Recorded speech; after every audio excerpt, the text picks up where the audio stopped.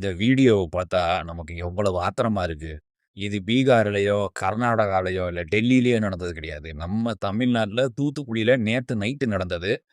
அந்த பொண்ணு நடந்து போய்க்கிட்டு இருக்காங்க. சைக்கிள்ல போன ஒரு பையன் பின்னால ஓடி போய் அவங்கள முன்னாடி, அதாவது நெஞ்சில அப்படி தடவிட்டு போறான்.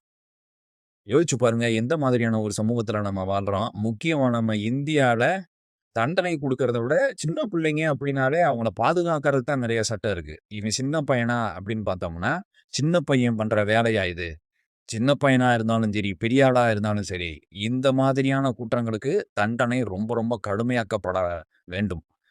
அந்த மாரி நடக்காத வரைக்கும் இந்த மாரியான குற்றங்கள தடுக்கவே முடியாது. அதனால தமிழக முதலமைச்சர் விஜய் இந்த மாதிரியான விஷயங்கள்லயும் கூடுதல் கவனம் செலுத்தி, இந்த மாரி தப்பு செய்ற ஆளுக்கு உடனடியா தண்டனை வாங்கி குடுத்தா ரொம்ப நல்லாருக்கும்.